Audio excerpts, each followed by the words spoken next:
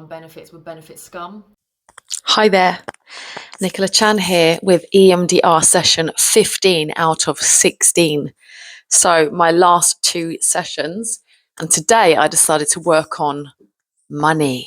So I had a belief that I had issues with money, that I have always ignored money. I've been more of a spiritual, airy-fairy person than practical, logical, and mathematical with money. Like, I've never really budgeted. I've kind of just shoved it under the carpet and just got by. But I've always got by with every time I gain money, I lose it. Every time I don't have enough, I get enough just to get by. Like, I'm just constantly getting by. And enough is enough. Like, I'm 41 now and I want to be able to have a good relationship with money. I want to have good money boundaries. I want to attract good money, and I want to be worthy of money, that I can charge what I'm worth, which over the years I have every now and then, but then my pattern has taken me back down to allowing people to budget with me or do mates rates and pay me less, basically, when they're getting the same stuff as everybody else. I think I also had fear that if I get loads of money, I'll lose it. And I just don't trust myself around money. So the biggest feeling that I had, the negative cognition I had, was when I was 16 years old and I had my daughter. I had a baby when I was 16. I was a teenage mum. And I've got a vision in my head of holding the buggy and I'm standing at the post office with my gyro check, which is what they used to do back in the day when you got benefits. And I had so many horrible feelings around it. I had shame, I had guilt, I had all of these derogatory feelings around myself because I had these. So my battery just ran out on my mic, so I'm just going to go for it a little bit closer to the phone. So I had society conditioning telling me that people on benefits were benefit scum. And I remember when I got pregnant at 16 and a lot of people said to me, oh, you're just going to keep popping out more kids. You're going to be on benefits for the rest of your life. You're going to be benefit scum. You're a slag. You're this, that, and the other. And I'm none of these things. I am none of these things. And I always had in my head, I will prove you wrong, right? So I've got this little fire lit up in me that I will prove you wrong. I will not be on benefits the rest of my life. I will run my own business. I will be successful. I will not keep popping out kids. You know, I'm 41. I've got 2 kids. And I run my own business and I am successful. And some of the things that popped up with money, because when you do the EMDR and you do the eye movement desensitization, you get learnings that pop up, pretty similar to what you do with NLP.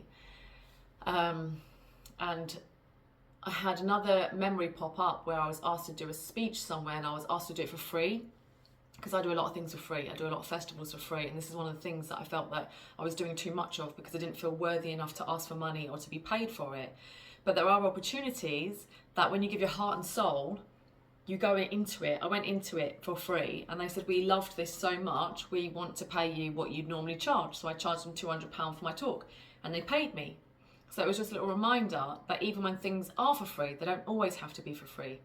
And even if they're free for a lot of people, it doesn't mean they have to be for free for you.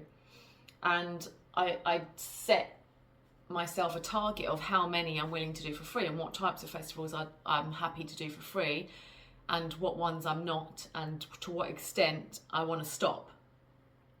You know, because being a self-employed person, you do end up doing a lot of things for free, or free trials or showcases or performances to get your foot in the door, and then you charge.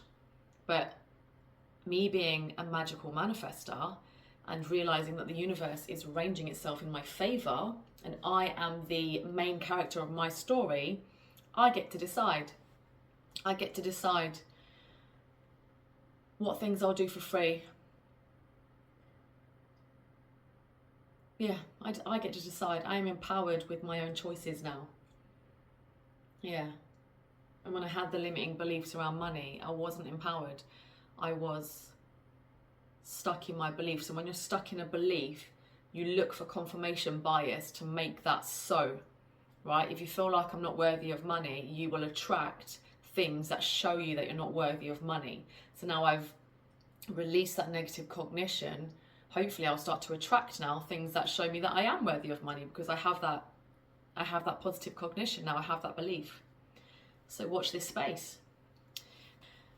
There are people in my family living in houses rent-free, and I felt I deserve to live rent-free now. It's my time. This is my experience. I get to set boundaries, and I can make my own choices with my own money, and I don't have to ask people permission. I don't have to justify myself to someone else. Even if I waste all of my money, it's my money to waste. It is my choice. Yeah, and the other thing that came out of it is my jobs. There is a job that I do that my ex-girlfriend does because I joined her into it, and sometimes she's there, sometimes she isn't, and I just don't need to go there just for the money. I only want to do jobs that I'm going to really, really enjoy, and if there's a job that I'm not going to enjoy because she's there, I don't need to do it. I don't need to do it just for the money. Fuck that. I'm just going to go to all the jobs. I'm just going to say yes to the jobs that bring me joy. I'm going to live a life of joy because I only have one life, and that's my damn choice to